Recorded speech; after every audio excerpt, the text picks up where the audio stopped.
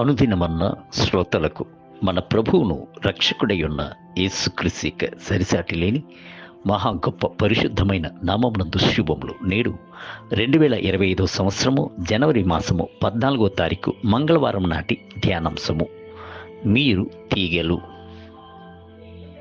యోహాను సువార్త 15వ అధ్యాయము 5వ వచనమందు, ద్రాక్షావల్లిని నేను, తీగెలు మీరు. ఎవడు నా యందు నిలిచియుండునో, నేను ఎవని యందు నిలిచియుందునో వాడు బహుగా ఫలించును.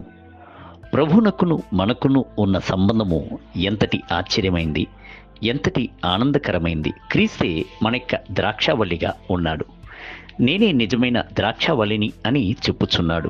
మనము ఆయనలో నిలిచి ఉండేటువంటి తీగలము. ఆయన యొక్క సారమంతటిని అనుభవించినట్లు ఆయనతో జతపరచబడి ఉన్న తీగలము. ద్రాక్షావల్లి యొక్క గుణాతిశయములను, స్వభావములను తనకు తానుగా తీగల్లోనికి వచ్చుచున్నది.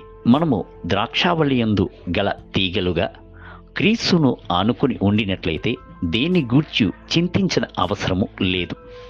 ఎందుకనగా ద్రాక్ష తీగకు కావలసిన సత్తువును ఇచ్చుచున్నది.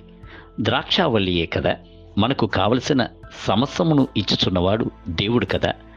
నీళ్లు ఎంత లోతులో ఉండినను అంతము వరకు చెట్టు తన యొక్క వేర్లను పంపి నీటిని పీల్చుకొని తీగకు అందించుచున్నది. మన యొక్క ప్రభు అన్నిటికంటే అత్యున్నతమైన వాడు.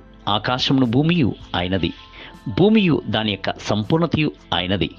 వెండియు బంగారమును ఆయనది, సకల అడవి జంతువులను పక్షులను ఆయనది.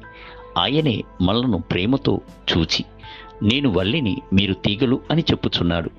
అలాగను ఉండగా మన యొక్క భారము అంతటిని ప్రభుపై మోపి ఆయనకు రొమ్మున ఆనుకొని ఆయన యందు ఆనందించుచు ఉందుముగాక.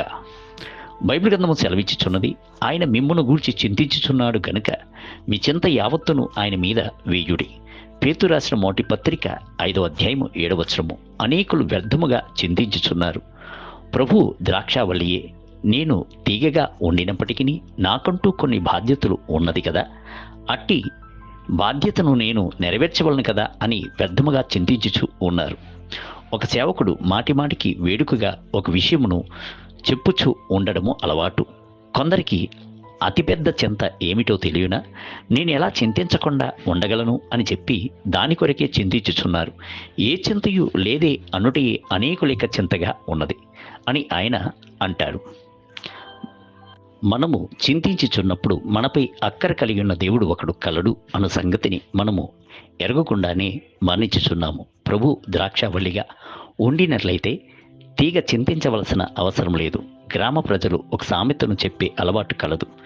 చింతించకండి అయ్యా, తలకు పైగా వరద ప్రవాహము వెళ్ళినట్లయితే జానడు పోతేనేమి, మూరుడు పోతేనేమి, నారును పోసినవాడు నీరును పోయును అని అంటారు. గ్రామ ప్రజలు కూడాను భగవంతుని ఆశ్రయించి ఉండుట ఎలాగూ అను సంగతిని ఎరిగి ఉన్నారు. దేవుని బిడ్డలారా, ప్రభువునందు ఎల్లప్పుడూ ఆనుకుని ఉండుడి.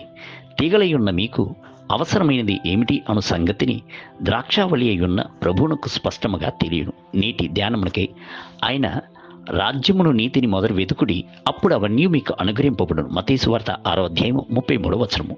నేటి వేద పఠనము ఉదయము ఆదికాండము 33, 34 మరియు 35 అధ్యాయములు.